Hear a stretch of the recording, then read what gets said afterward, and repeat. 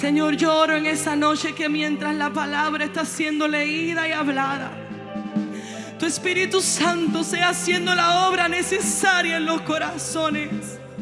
Oh Señor, yo oro que tú abras nuestros ojos, que abras nuestros oídos y que la palabra se siembre, Señor, como un fruto, para que pueda dar fruto, Señor, en ti.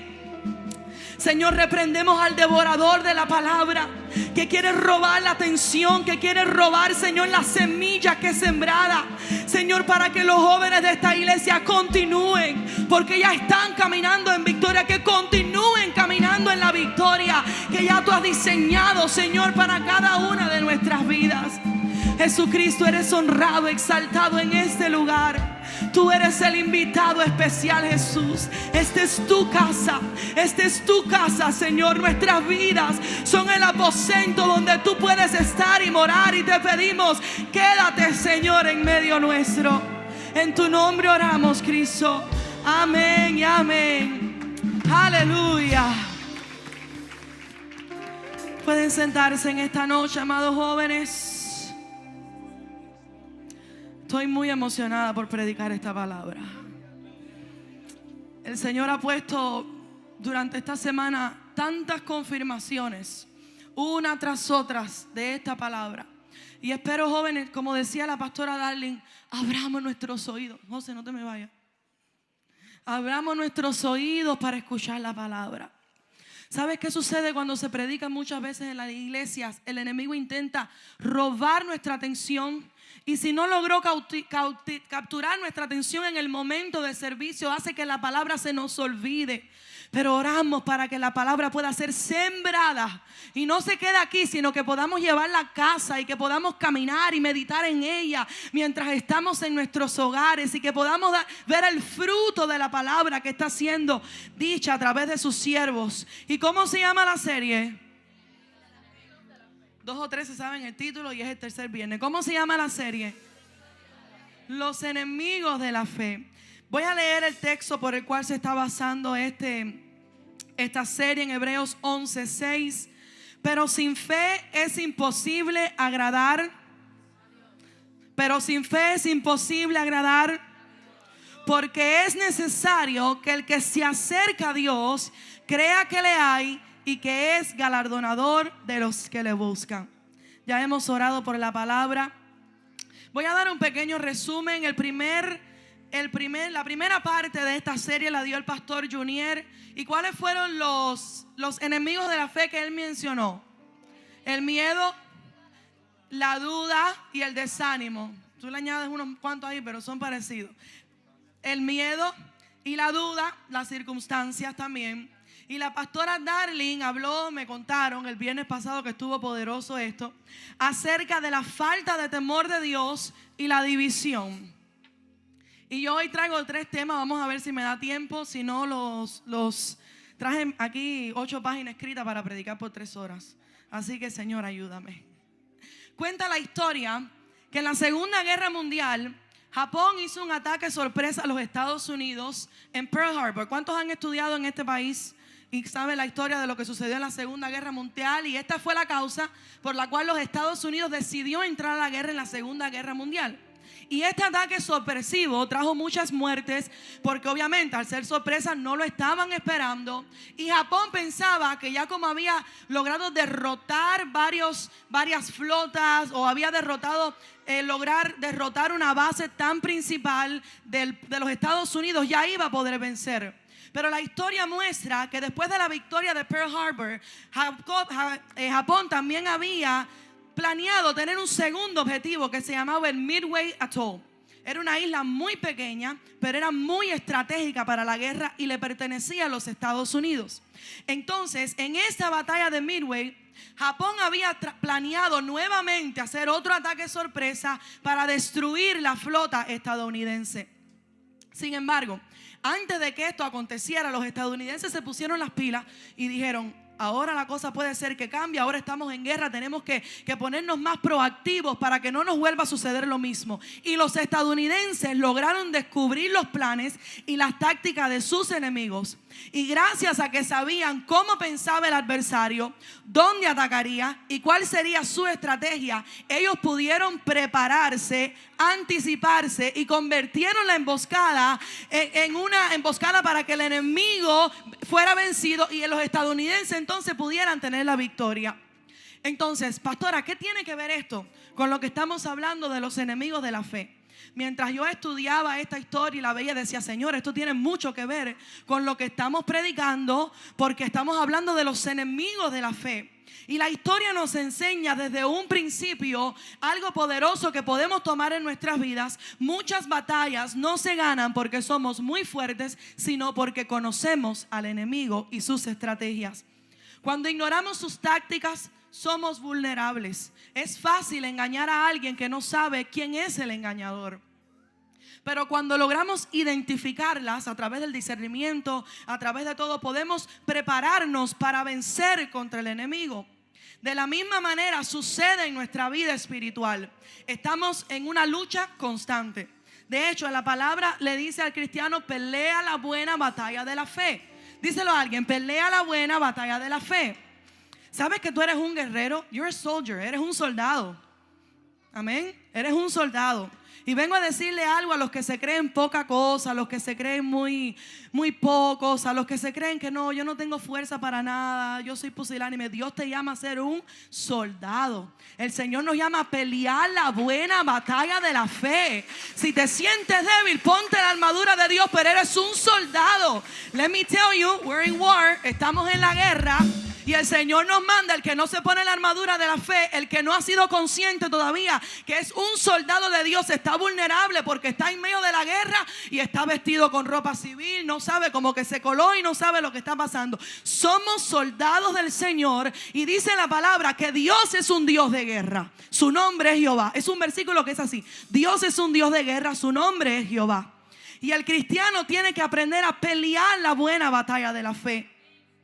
Una definición clara y marcada entre quién es el enemigo, qué armas está usando, los territorios por los cuales quiere avanzar, nos va a dar a nosotros una ventaja para saber cómo vencerlo. Y la palabra es nuestro manual de instrucciones. La palabra, repítelo, la palabra es nuestro manual de instrucciones.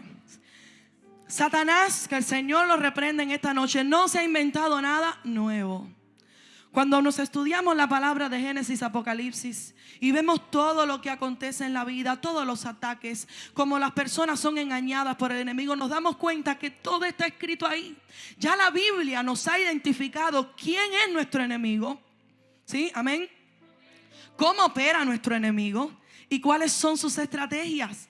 Porque cuando conocemos al enemigo de nuestra fe, cuando lo conocemos, estamos en una mejor posición para caminar en victoria.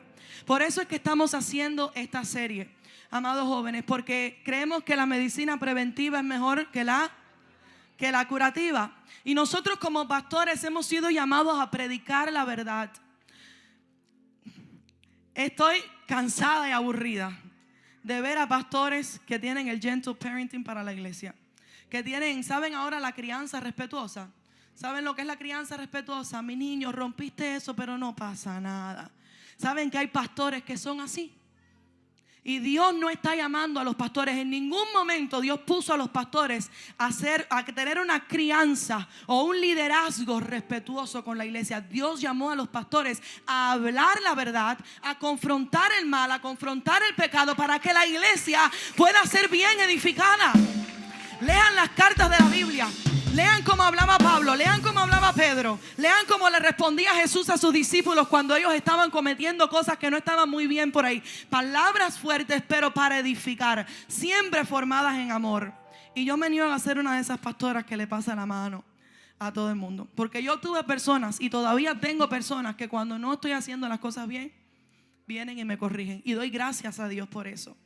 Y lo que estamos haciendo hoy no es acusar a nadie, no es decir, hay unos que son buenos, hay unos que son malos. No, es edificar la iglesia para que podamos ser la novia que Cristo viene a buscar preparada, sin mancha, sin arruga. Una iglesia que conoce el camino de la verdad, que vence sobre el enemigo. Y cada uno de nosotros tenemos diferentes enemigos, diferentes cosas con las cuales puede ser que estemos batallando. Lo que a lo mejor algunos están batallando con la duda, a lo mejor otros están batallando con divisiones, como predicó la pastora, porque hay diferentes enemigos y por eso estamos tratando de nombrar los que el Señor pone en nuestro corazón. Fíjense que Santiago 1, 13 y 14 dice: cuando alguno es tentado, no diga que es tentado de parte de Dios, porque Dios no puede ser tentado por el mal, ni Él tienta a nadie, sino que cada uno es tentado cuando por su propia concupiscencia es atraído y seducido. Entonces, el ser humano dentro de sí tiene un mal, que es la carne, que está constantemente luchando con el espíritu. Obviamente, cuando nos llenamos mucho del Espíritu Santo, somos fuertes contra la carne. Entonces, cada uno recibe pruebas o tentaciones, o pongámonos ataques del enemigo, dependiendo de su propia concupiscencia, dependiendo de su propia carne. Por eso tenemos que llenarnos mucho de Cristo, para que no haya cosa alguna que el enemigo pueda utilizar en contra de nuestra fe. ¿Estás batallando? Llénate de Cristo. ¿Estás luchando? Llénate de Cristo. ¿Sientes que no puedes? Llénate de Cristo. Cristo es la respuesta, Cristo es la solución, Cristo es lo que necesitamos para vencer contra el enemigo. Y yo voy a hablar de los enemigos de la fe, pero quiero enfocarme en la victoria. Esta noche vamos a estar estudiando 3 enemigos de la fe, como dije, si da tiempo, y aprender por la palabra cómo podemos vencer sobre ellos. Y el primer enemigo de la fe del cual quiero hablar en esta noche es el amor al mundo. Y mire qué fácil se lo puse ahí para que usted pueda ver los diferentes puntos del amor al mundo. La raíz de las obras de la carne son producto del amor al mundo. Venimos del mundo, nos convertimos a Cristo. Y este tema lo hablo mucho aquí porque estamos formando jóvenes cristianos verdaderamente. Venimos al mundo y el mundo está en nosotros. El pecado está ligado a nosotros. Pero no podemos venir a Cristo esperando andar en las dos aguas y en las dos cosas. Y entonces, ¿por qué en la iglesia suceden tantas cosas que a los pastores hay veces lloramos, sufrimos, nos horrorizamos? Porque todavía hay personas sentadas que tienen amor al mundo dentro de ellos y no se han dado cuenta. Si el diablo logra poner amor o atracción por lo terrenal, está ganando territorio en la batalla. Vengo a decirte algo en esta noche. El amor al mundo nos desenfoca de la ciudadanía celestial. ¿Cuál es nuestra meta? El cielo, la vida eterna, la ciudadanía celestial. La palabra dice que somos como peregrinos. ¿Sabe lo que es un peregrino? Una persona que no tiene casa, que va camino a algo, va peregrinando, caminando a un lugar. La Biblia dice que nosotros somos como peregrinos en la tierra. Sin embargo, Satanás intenta tergiversar nuestra memoria, nuestra mente, nuestra atención, para que parezca que el mundo, esto que estamos viviendo, los 50, 60, 70, 80, 100 años, cuanto más que vivimos aquí, parezca como lo más importante. El amor al mundo nos desenfoca de la ciudadanía celestial. Primera de Juan 2, 15 al 17 dice: no améis al mundo ni las cosas que están. Si alguno ama al mundo, el amor del Padre no está en él. Porque todo lo que hay en el mundo, los deseos de la carne, los deseos de los ojos y la vanagloria de la vida, no provienen del Padre, sino del mundo. Y voy a hacer una pausa aquí, porque vamos a aprender a escudriñar un poquito los versículos en esta noche. Fíjense que la Biblia nos muestra un absoluto. ¿Saben lo que es un absoluto? Algo que está completo, no hay nada fuera de ahí. Cuando yo soy enfermera y cuando vamos a estudiar el board para el examen estatal, nos dicen: cada vez que te salga una pregunta con un absoluto, táchala, que esa no es la respuesta. Porque en la medicina nada es absoluto, pero en Dios todo es absoluto. Fíjense que el versículo dice: no améis al mundo. Y después dice: si alguno ama al mundo, el amor del Padre no está en él. Un absoluto. O amas al mundo o amas al Padre. El otro absoluto que el versículo nos muestra dice: porque todo lo que hay en el mundo, menciona algunas cosas, no proviene del Padre, sino del mundo. Y el problema con el ser humano es que el ser humano quiere lo mejor de los dos mundos. The best of both worlds. Y no se puede tener the best of both worlds. Porque tenemos a Cristo, o somos del mundo, o somos de Dios, somos del Padre. Y nada de lo que nos pueda ofrecer el mundo, por muy brillante que sea, por muy hermoso que parezca nuestra vida, va a ser the best. No va a ser lo mejor jamás.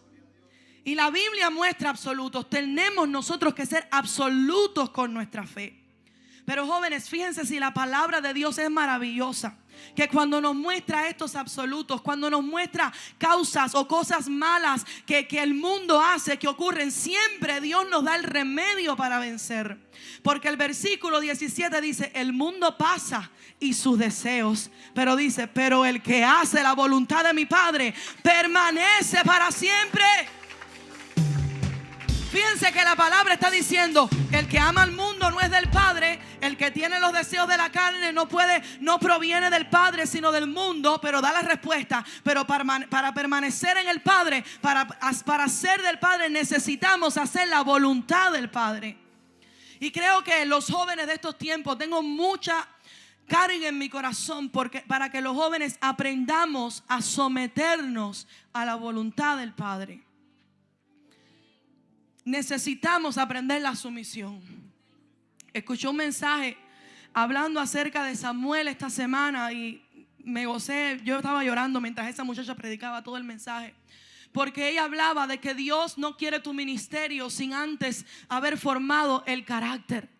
Dios no quiere ministros mal formados. Dios no quiere ministros que no tengan un carácter transformado.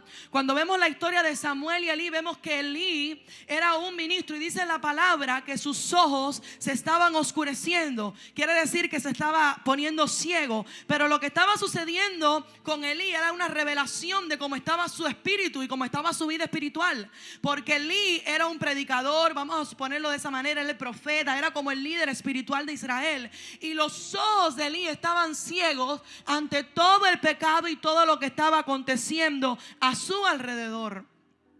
Sus hijos andaban mal, sus hijos andaban pecando. ¿Sabe qué es lo triste de esto? Que los hijos de Elí sabían todo lo de la administración del tabernáculo, sabían toda la técnica, sabían cómo tenían que hacer las cosas, sabían todas las leyes, y aún así no vivían conforme al corazón de Dios, porque no habían conocido a Dios. Y la pregunta que te traigo en esta noche es: ¿verdaderamente conoces a Dios? ¿Verdaderamente conocemos a Cristo? ¿Quién es Cristo para nosotros? Me carga mucho ver personas sirviendo, tomando participación en la iglesia mecánicamente, porque saben hacerlo, porque tienen un don. Pero ¿verdaderamente han conocido a Cristo? Lo que hacen ministros eficientes, santos, purificados para la obra de Dios, es que verdaderamente hayan tenido un encuentro con Cristo. Elí era uno de esos pastores que estaba teniendo una iglesia o crianza o pastorado respetuoso. Había decidido no herirlo, sellar sus ojos a lo que estaba. Eso no estaba en el bosquejo. A lo que estaba aconteciendo. Pero había un Samuel que mientras que Elí tenía sus ojos que no podía ver, Samuel estaba durmiendo. Era el encargado de prender las lámparas. Era el que estaba durmiendo. Dice que cuando la lámpara se apagó, Elí no se dio cuenta que la lámpara se apagó. Y Samuel estaba durmiendo en el lugar más cercano a la presencia de Dios. Y ahí fue el que Dios llamó. ¿Y qué sucedió con Samuel? Dios llamó a Samuel siendo un niño. Y porque Dios primero estaba formando su carácter. ¿Sabe lo que tenía que hacer Samuel? Samuel tenía que servir. Estamos hablando de someterse. Samuel tenía que estar sirviendo, sometido a un hombre que no andaba conforme a la ley de Dios. Y los jóvenes de estos tiempos tienen que aprender a someterse a las autoridades. Los jóvenes de estos tiempos tienen que aprender a someterse a sus pastores, a sus líderes. Porque Dios no ha levantado pastores, líderes por gusto, para peinarse, para que se vean lindos. Dios ha levantado hombres y mujeres que velan por la iglesia, que velan por tu alma. Y la generación de estos tiempos se ha creado muy rebelde. No, yo no hago caso a mis pastores, yo no hago caso a los líderes, yo no hago caso, a mí no me hace falta hacer caso a los maestros. Yo recuerdo que en la escuela había muchas personas que eran con un carácter así, que no querían someterse. Pero todo lo que pasamos en la vida, Dios nos prepara para el ministerio. Samuel fue formado bajo el liderazgo de un hombre que no le enseñó. Dice la palabra de Dios que es cuando Samuel fue llamado, a Samuel no le había sido revelada la palabra de Dios. Qué triste que Samuel estaba en el templo y Samuel no había oído nunca la palabra de Dios. Pero aprendió a someterse, porque cuando lo llamaron, a la primera persona que él fue a buscar fue a Elí, su líder espiritual. No andaba bien, no estaba bien, pero Samuel se sometía. Y la palabra dice que si no aprendemos a someternos aquí, ¿cómo nos vamos a someter a Dios? Y lo que estamos hablando es vencer los enemigos de la fe. ¿Cómo poder vencer? Hay que aprender a someternos a la voluntad. Y la voluntad del Padre es que dejemos el mundo, el amor al mundo, todo lo que intenta tomar nuestra atención, para nosotros ser fieles a Él sobre todas las cosas. Hay alguien que diga amén en esta noche y que diga: Señor, yo quiero someterme a tu palabra. Yo quiero ser fiel a tu palabra. Los rebeldes nunca terminan bien. Siempre terminan muertos espiritualmente y muchos físicamente. Vamos a hablar un poquito de eso al después. Seamos de los que se someten a la voluntad de Dios. El amor al mundo puede verse de este modo. Por ejemplo, como entretenimiento. Algo pequeño, algo sutil. Puede verse así. Hace poco prediqué eso, así que no voy a abundar mucho en esto. Satanás usa el entretenimiento en estos tiempos para desenfocarnos de metas espirituales. Personas más enfocadas en todo lo terrenal, en todo lo del mundo, en sus metas de trabajo, y menos enfocadas en Dios. Yo quiero que ustedes, después del culto, tomen su libreta y escriban cuáles son las metas que yo tengo para los próximos 2, 3, 4, 5 años. Revisen cuántas de esas metas están centradas en Cristo. ¿Cuántas? ¿Estamos verdaderamente sembrando en lo no perecedero? Tú le preguntas, hace poco estaba dándole clase a los juveniles y le decía hace como 3 meses, ¿cuáles son sus metas? ¿Qué ustedes quieren hacer para Dios? Y la mayoría no te saben responder. No sé. No, yo no creo, yo quiero ser millonario, quiero trabajar en esto.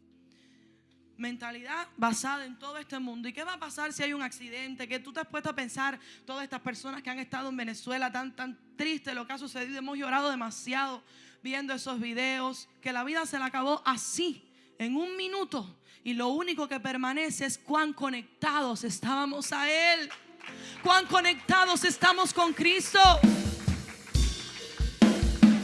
Jóvenes, la comodidad se puede convertir en el enemigo de nuestra esperanza celestial.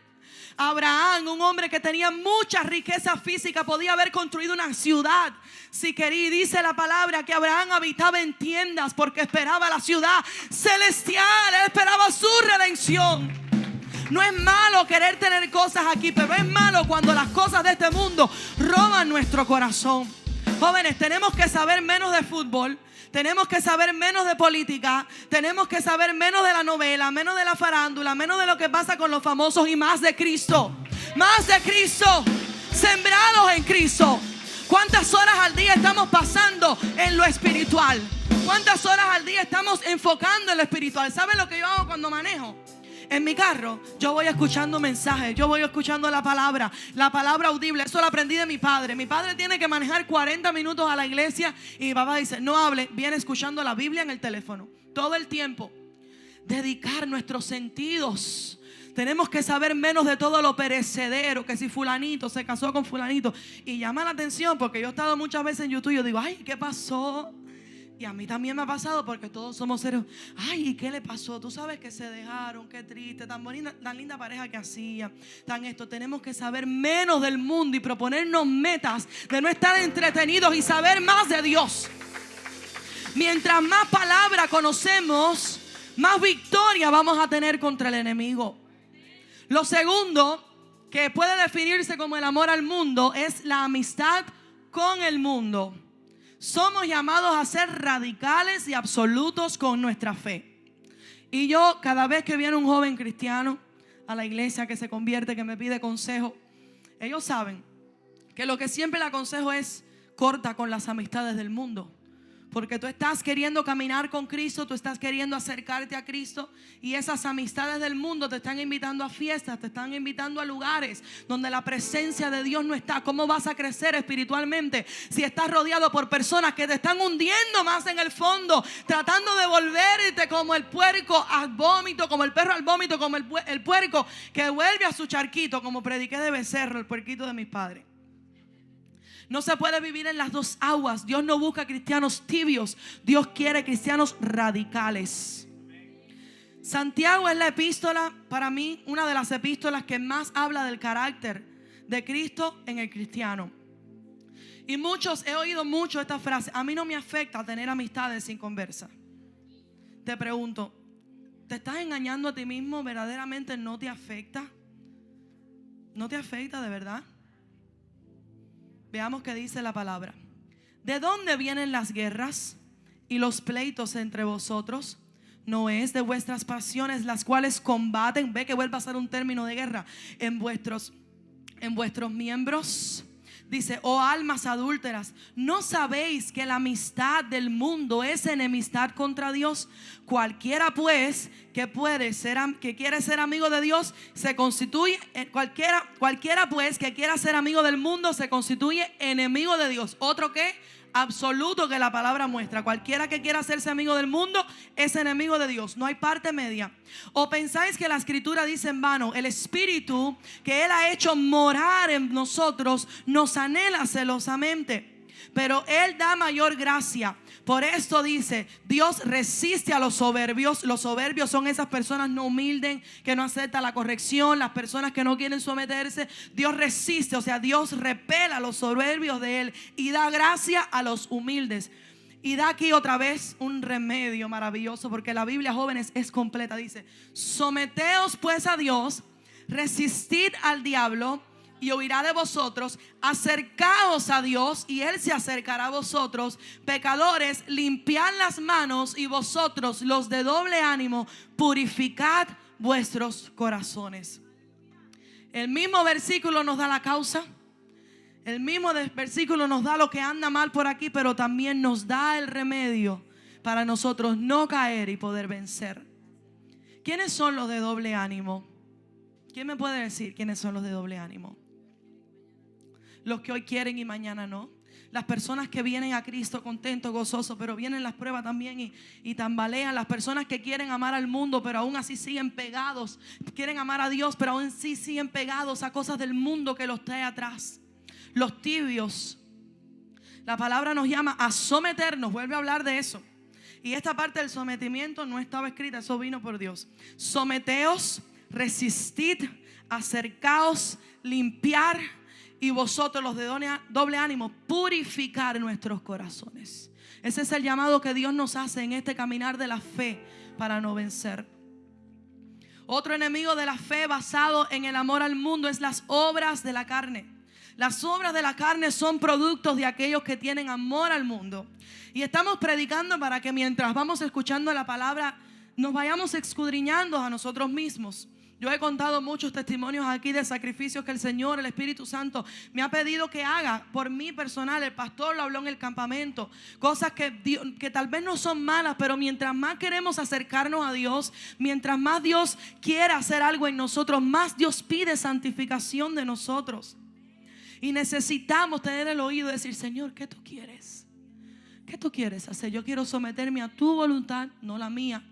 Porque mi voluntad muchas veces puede estar sometida a mis emociones, a lo que ocurre. Yo quiero someterme a tu voluntad. A ti que conoces el presente, a ti que conoces el mañana, a ti que sabes qué quieres hacer, a ti que sabes qué conviene. La palabra dice que es agradable y perfecta. Gálatas 5:9 menciona cosas acerca de las obras de la carne. Dice: manifiestas son las obras de la carne: adulterio, fornicación, inmundicia, lascivia. Sí, idolatría, hechicería. Pastora, pero eso lo sé. Vamos: enemistades, pleitos, celos, iras, contienda, disensiones, herejías, envidias, homicidios, borracheras, orgías y cosas semejantes a esta, acerca de las cuales os amonesto, como ya os lo he dicho antes, que los que practican tales cosas no heredarán el reino de Dios. Y ahí menciona, como otra vez un antídoto, el fruto del Espíritu.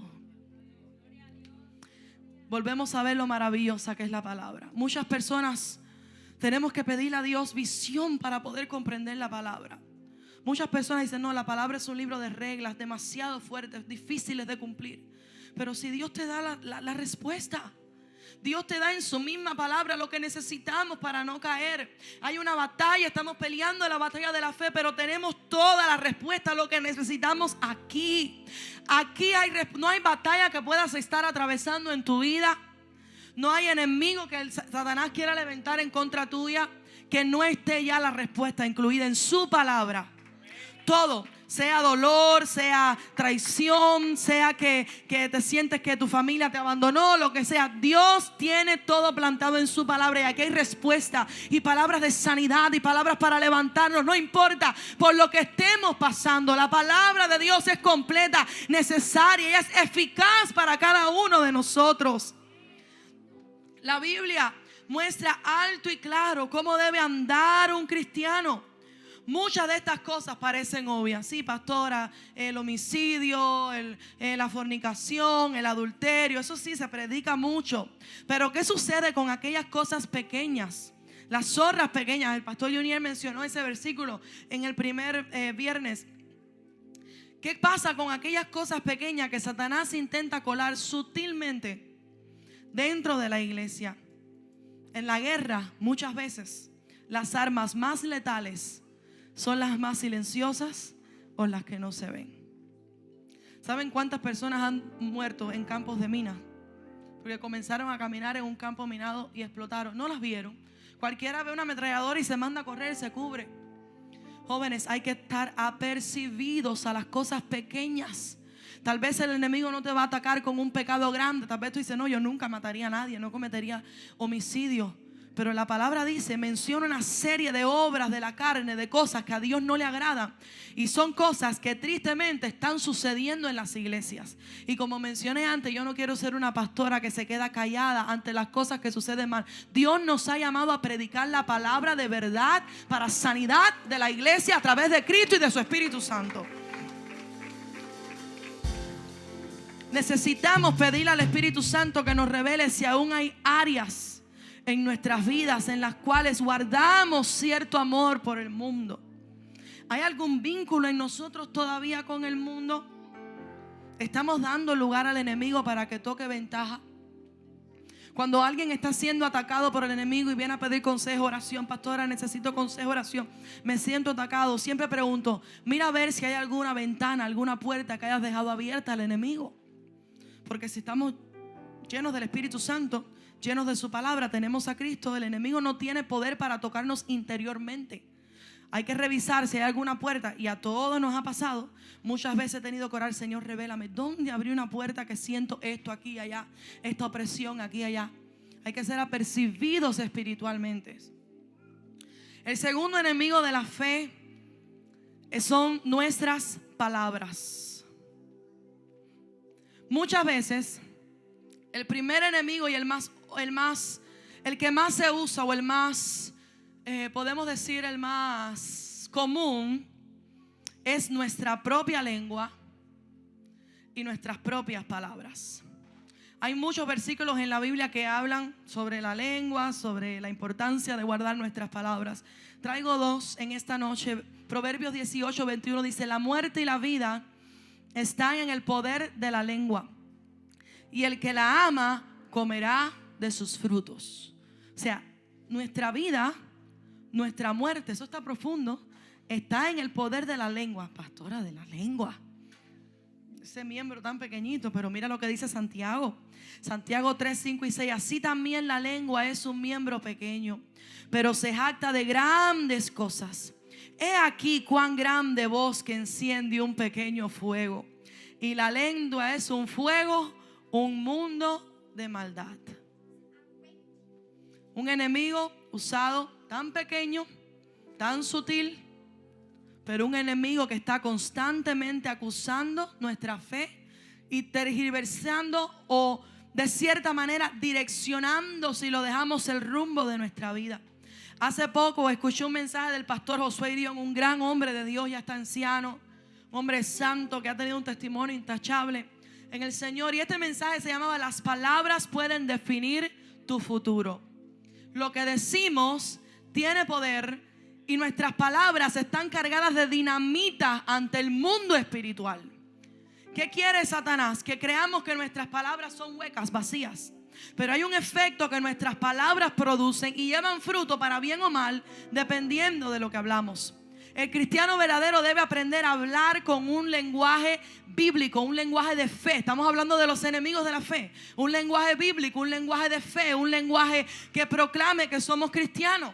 Hay cristianos que están en Cristo, llevan 10 años en el evangelio, 5 años en el evangelio y siguen diciendo malas palabras. Perdón, pero para mí yo siento que si se te va una mala palabra cuando estás rodeado de tus hermanos, la practicas en privado. Porque no concibo que un cristiano que lleve toda la vida de cristiano no haya todavía transformado su manera de hablar. Hay cristianos que hablan ofendiendo a otros hermanos. ¿Dónde está el carácter de Cristo?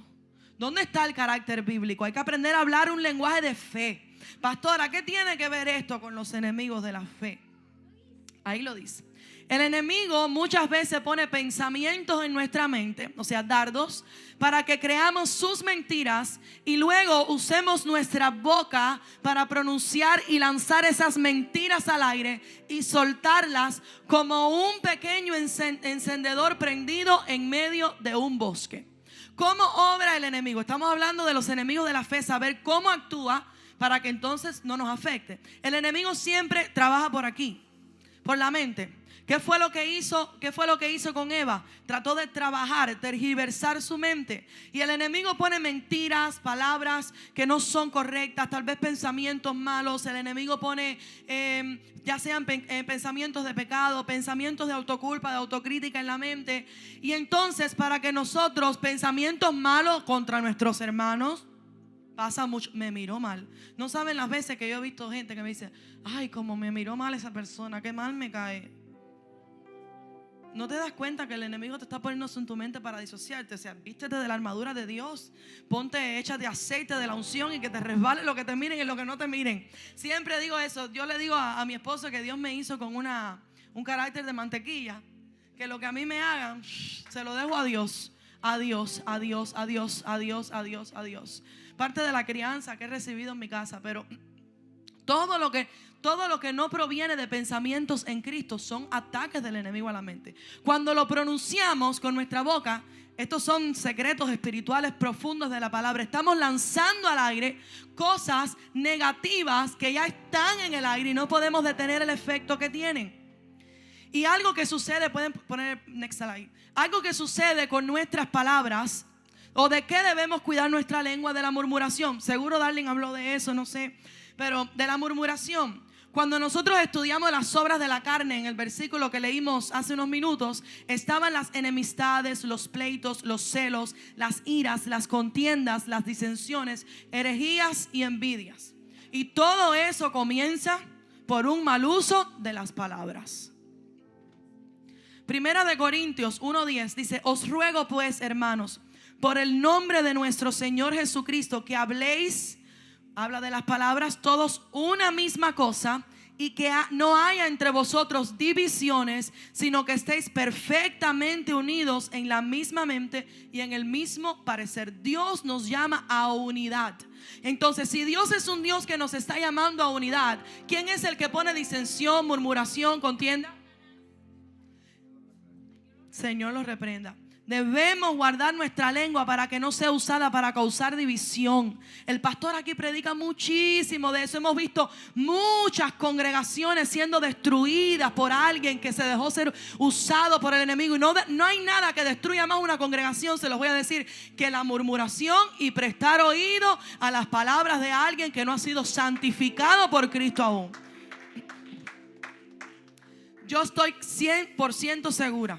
Cuando vienen los jóvenes a hablarme: pastora, hablaron más de mí, me hicieron esto, me hicieron lo otro, yo les paso la mano, les digo: mira, trata de mantener la paz. Pero dentro de mí yo sé que esos jóvenes no han tenido un encuentro con el Espíritu Santo y que no conocen a Cristo. Es imposible que alguien que conozca a Cristo, que tenga el carácter de Cristo, preste su boca para murmurar, dañar y hacer daño a otro. Si alguien viene a hablar de ti mal de otra persona, cállale la boca, no quiero saberlo, no quiero hablar de esto, eso trae destrucción. Así mismo, porque esa persona está siendo usada como una serpiente, como Satanás, y hay que tener autoridad en el espíritu para decir, cállate en el nombre de Jesús, yo no voy a prestar mi oído a eso, yo no voy a dejar que tú ensucies mi espiritualidad con tus palabras, porque Dios nos llama a ser santos. Y estoy 100% segura que la persona, aunque venga a la iglesia a todos los cultos, aunque esté como los hijos de Fines, los hijos de Elí, que conocen toda la liturgia de la iglesia, que sirva, si trae murmuración, la murmuración es falso testimonio, ¿ok? Murmuración, pleitos, contienda, no ha conocido a Dios, tiene falta de vida espiritual. El que ora, el que lee la Biblia, el que busca a Dios de todo su corazón, no tiene tiempo, ni le interesa, ni le importa lo que hablen, lo que digan, lo que hagan los demás de su vida.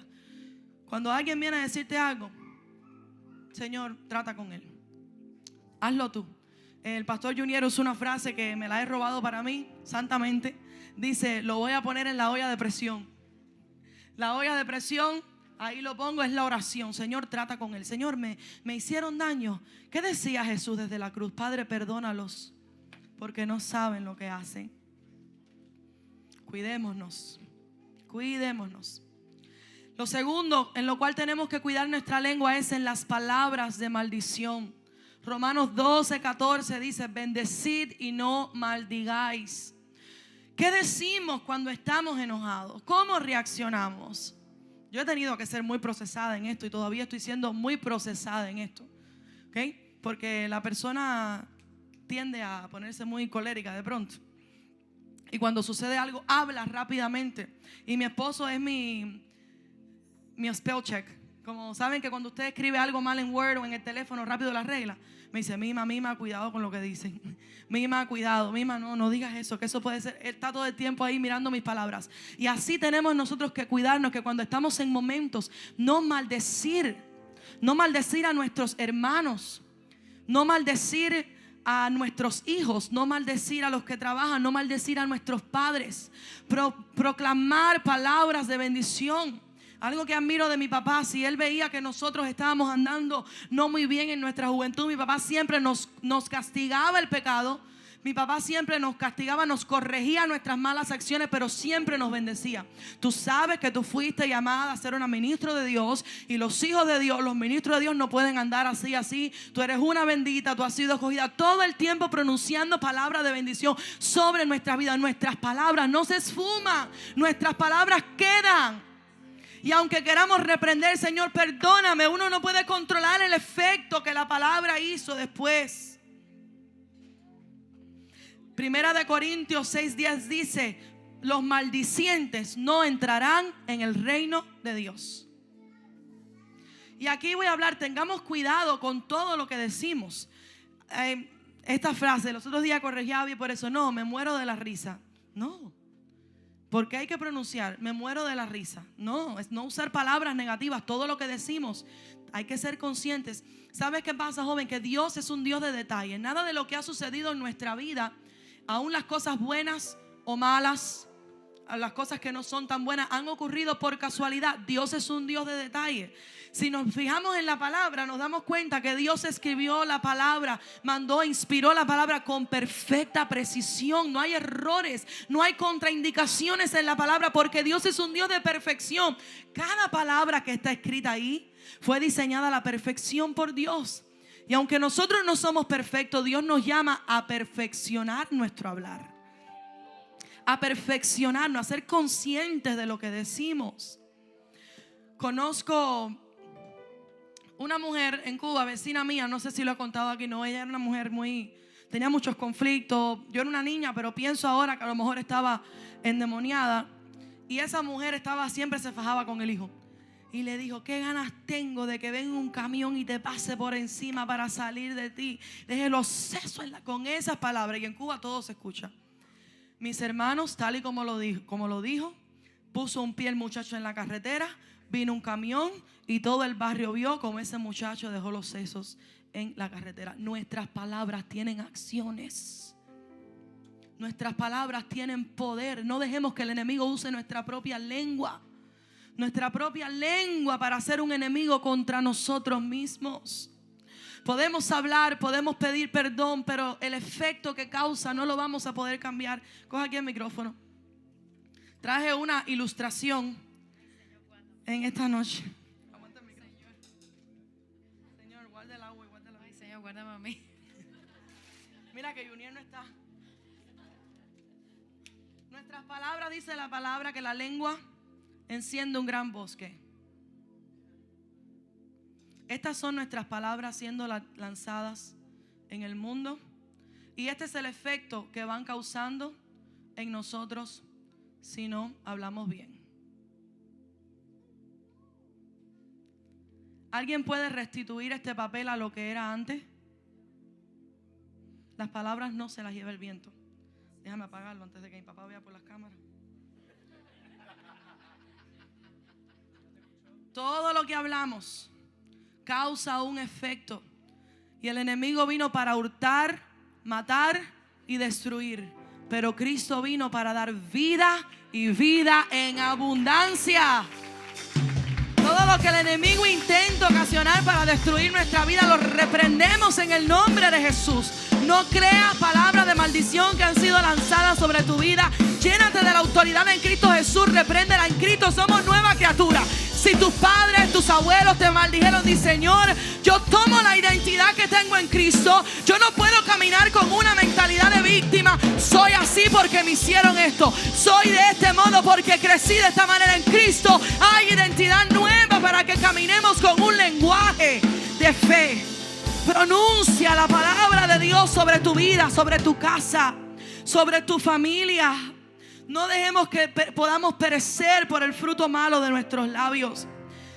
Lo otro es que no podemos dar lugar a conversaciones no provechosas. Estamos hablando de la lengua, ¿verdad? Primer enemigo, ¿cuál era? El amor al mundo. Y segundo enemigo, nuestras palabras. Entonces, hablando de las palabras, no podemos dar lugar a conversaciones no provechosas. Yo he encontrado, porque soy joven, aunque tengo ganas, pero soy joven. Tengo 30 años apenas. Mira, Ariana, soy joven, todavía soy joven. El joven lucha mucho con una idea o con el concepto de pertenecer o ser parte de. Toda la vida, si una persona es solitaria en la escuela, lo miran como el raro, el solo. Y el joven lucha siempre con pertenecer o ser parte de algo. Y esta lucha, que es totalmente normal del joven, de la juventud, hace que las personas muchas veces se apeguen a la primera persona que se acerca a ellos, cuando necesariamente no es la primera persona con la cual se debe juntar. Muchas veces el joven elige amistades que no son provechosas. Pero el yugo desigual también existe en la iglesia. Y no solamente es para el matrimonio, también es para los jóvenes, para las amistades, para todo. En la iglesia, déjame decirte que también hay incrédulos. Porque todo aquel que no obedece la palabra de Dios 100%, no lo obedece porque no la cree como verdad. Entonces es un incrédulo. No hagas de tus amistades personas que no obedecen la palabra. No hagas de tus amistades personas rebeldes. No conviertas en tus amigos íntimos personas que cuando se reúnen a hablar entre ustedes no hay nada provechoso saliendo de ahí. Únete a personas que tú los ves sirviendo y orando en el Espíritu lleno del Señor. Únete a ellos. Podemos acercarnos para predicar, para discipular, pero no para hacer de nuestras amistades íntimas aquellos que son yugo desigual. Primera de Corintios 11:18. Dice, Pablo le está hablando a los corintios. Y esto me pareció maravilloso, como si nunca lo hubiera leído, aunque lo he leído muchas veces, pero me saltó a mi espíritu.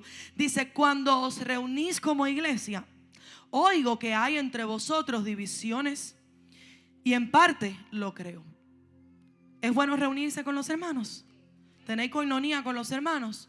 Pero mira lo que dice Pablo. Dice Pablo que él se enteró que cuando se estaban reuniendo había divisiones en parte de ellos. Dice, porque es preciso, esto me llamó la atención maravilloso. Dice, porque es preciso que entre vosotros haya disensiones para que se hagan manifiestos entre vosotros los que son aprobados. O sea, parece que Pablo está diciendo que siempre en las reuniones van a haber 2 o 3 que intentan causar divisiones.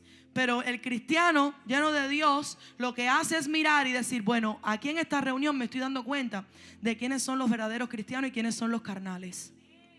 Y ahí es cuando tú dices, yo me retiro, Me levanto, cojo mi cartera y me retiro, porque yo no voy a estar en un lugar donde mi espíritu se sienta contristado y se apague. No podemos dejar apagar el Espíritu Santo de Dios que está en nosotros. En medio de las reuniones tenemos que ser cuidados, que no se traigan temas en los cuales la iglesia o todo sea dañado, o hablen cosas que nosotros después. Y déjame decirle algo: el que tiene el Espíritu Santo, cuando sale de ahí se siente cargado, se siente triste, porque el Espíritu Santo está dentro de nosotros. Otra tareita para esta noche: ponte a pensar. Ponte a pensar en tu mente. No tienes que decírmelo a mí, nena, de Señor, ¿en qué últimas reuniones yo he estado? Cuando me he reunido a comer en casa de mis hermanos, cuando me he reunido a participar, a tener coinonía, ¿qué es lo que se habla en esas reuniones? ¿Cuál es el centro de la conversación? ¿Cuál es el motivo de la conversación? ¿Está basado, me está aprovechando a algo? Porque dice la Biblia que todo me es lícito, pero no todo conviene. ¿Está aprovechando a mi vida espiritual? ¿O están sucediendo conversaciones que están más o menos ahí? No es race. Las malas conversaciones. Aleluya. El universo fue formado por la palabra de Dios. ¿Cuán importante es la palabra? Y ahí viene el copycat. Ahí viene el que todo lo copia y lo tergiversa, y usa la palabra entonces para engañar a Eva. Pero Cristo reina sobre todo, y su palabra es la autoridad suprema. Allá estaba Jesús en una tempestad con sus discípulos. Y Jesús le dijo a la tempestad, le habló al mar: calma. Las palabras tienen poder. Las palabras tienen poder. ¿Cómo vamos a comenzar a hablar de ahora en adelante? Vamos a estar conscientes de que el enemigo no va a usar, di conmigo, el enemigo no va a usar mis palabras para vencerme. Y ya se me acabó el tiempo. Voy a pasarle a este último tema. No hay slide de eso, Carlitos. El otro enemigo que quiero hablar, y voy a hablarlo bien rapidito, es la ansiedad. Inicialmente era el tema que quería traer, y el Señor después me puso estos otros temas. Es un tema muy delicado, muy común en estos tiempos, y hay mucha tela por donde cortar, pero lo voy a summarize. Siento y veo en el espíritu constantemente que el enemigo está usando mucho esto últimamente para hacer dudar y desalentar a los cristianos. La ansiedad.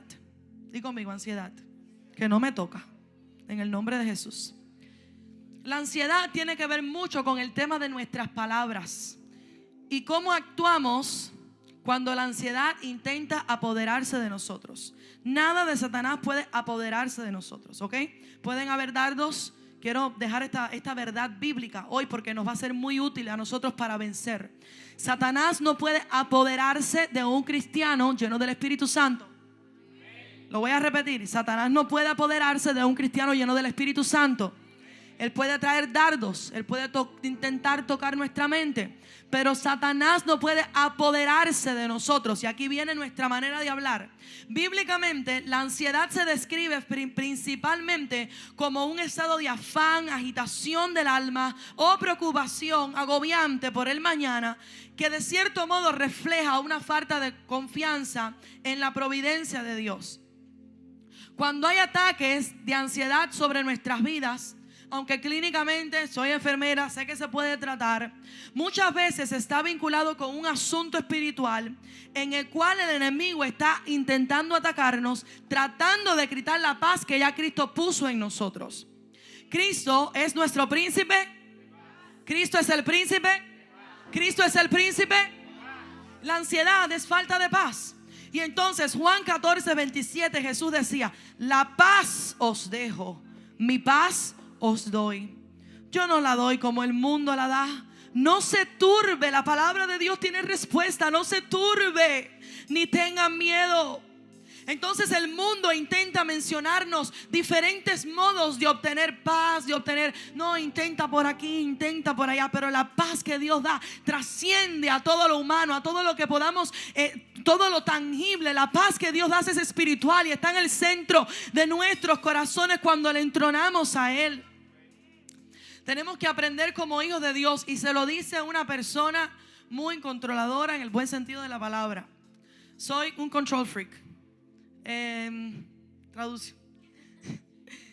Me gustan los detalles, me gusta saber que todo está bien. Si me peino en el espejo y este pelito está parado, me intento parar, y me gusta que la saya esté en el lugar correcto, y soy perfeccionista hasta el detalle. Y ha tenido que aprender por los golpes a dejar todo en las manos de Dios. Cuando Abigail fue a nacer, llegó el COVID. Y yo trabajaba full time en un lugar donde tenía que atender pacientes enfermos. Estaba yo con mi barriga, me empezó a subir la presión.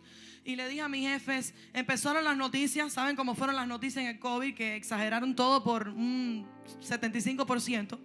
Y decían, no, porque si una mamá nace y tiene COVID, le llevan al niño y el niño tiene que estar separado. Y ahí comenzó la ansiedad de mí. Señor, ¿y qué voy a hacer? Y ahí me empezó a subir la presión, poniendo en peligro a mi bebé. Y tuve que aprender a confiar en Dios. Y le dije a mi jefe, por favor, ya has mandado a la mitad de la oficina a trabajar desde casa. Le dije, mándame a mí a trabajar en casa. Yo vivo a 3 cuadras. Si tú me necesitas, yo vengo caminando, pero no quiero estar expuesta a tantos pacientes porque estoy a punto de dar a luz. Y él me dijo, no, yo no puedo. ¿Cómo es la frase que usan los americanos? Eres imprescindible. Que al final nadie es imprescindible en este mundo. Le dije, bueno, yo me voy. Soy imprescindible, ahora me voy. Me fui, pero estaba en medio de comprar una casa. Los que han comprado casa saben el estrés que es comprar una casa en este país, porque te piden un cuéntame tu vida desde que llegaste a este país hasta que todo. Y estaba en ese proceso embarazada. A mi esposo también le cortaron las horas por el COVID. Muchas cosas que empezaron a traer ansiedad a mi vida.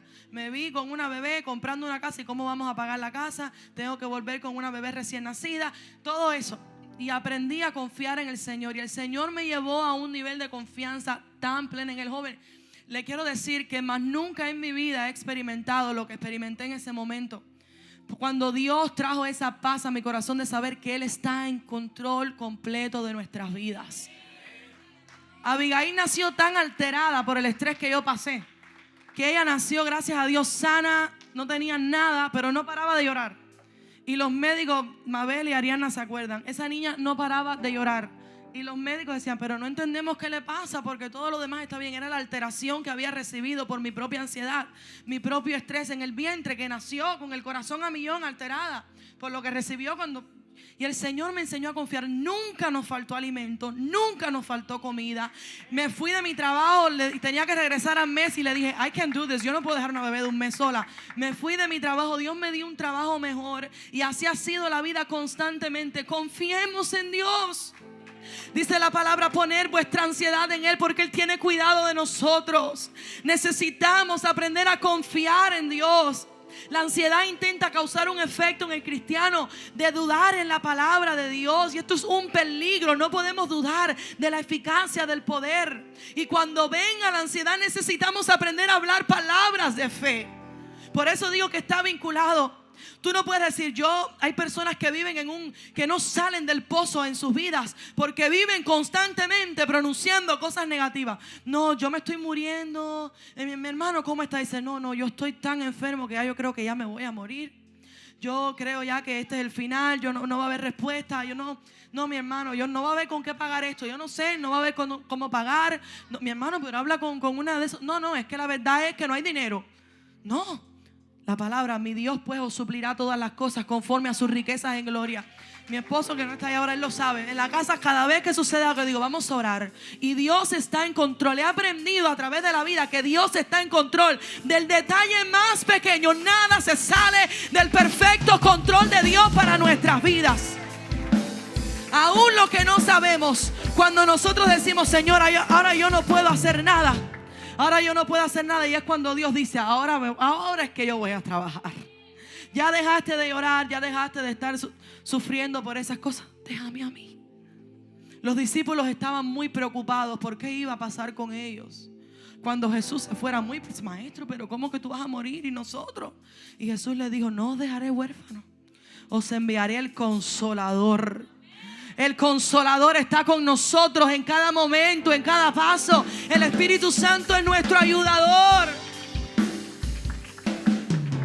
Hay un antídoto contra la ansiedad y es llenarse de la palabra y proclamarla en alta voz. Di conmigo, proclamarla En alta voz. No podemos dejar que los pensamientos se apoderen de nosotros. Hay que proclamar la palabra en alta voz. Hay que orar con fe. El salmista decía: yo creí, por lo cual hablé. No dan lugar a los pensamientos. Hay que rodearnos de personas que nos levanten las manos caídas. Cuando estamos pasando por procesos malos, porque todos los hemos pasado en la vida, incluyéndome a mí, busca a alguien que sea un apoyo espiritual, que verdaderamente vaya a orar por ti, que no vaya a regar los chismes por ahí, alguien que te vaya a ayudar. Mi hermano, yo voy a llevar esta carga contigo. Busca, rodéate de personas espirituales. El carnal te va a decir que todo se acabó, que no hay salida, que bueno, imagínate, mala suerte. No, en Dios no hay mala suerte. En Dios hay acontecimientos y Él toma todo lo que sucede y lo usa para nuestro bien. Salmo 94, 19. Imagínense en esto, el salmista estaba pasando un mal momento y dice: en la multitud de mis pensamientos dentro de mí, tus consolaciones alegraban mi alma. El salmista, pueden ir subiendo. El salmista estaba teniendo una multitud de pensamientos, porque la ansiedad funciona así. Nos llena la mente de pensamientos malos, ¿qué va a pasar? ¿Qué va a suceder? Este es el fin, no lo voy a lograr. Nuestra mente se convierte como una multitud, como los que han ido a Disneyland o los que han estado en un mall un 24 de diciembre, lleno de gente, de opresión. Pero dice el salmista que sus consolaciones en medio de esa multitud traían alegría. Después el mismo salmista en el Salmo 118 dice: desde la angustia invoqué a Jehová y me respondió Jehová poniéndome en lugar espacioso. Jehová está conmigo, no temeré.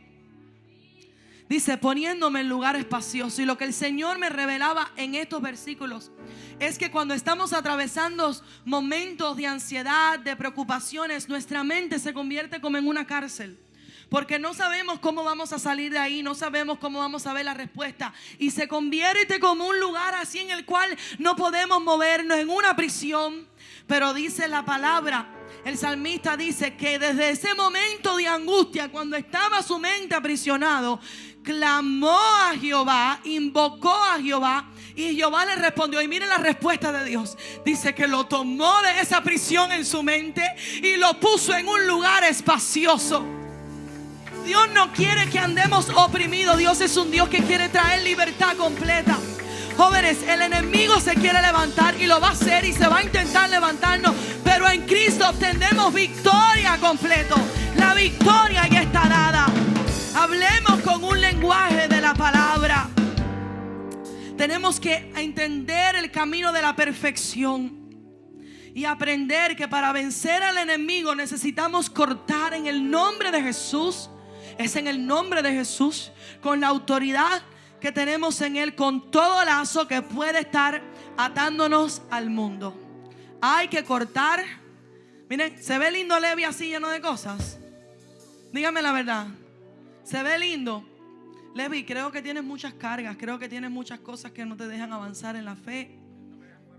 No te dejan moverte bien, no te dejan abrazar. Abraza ahí, se estruja todo, ¿verdad?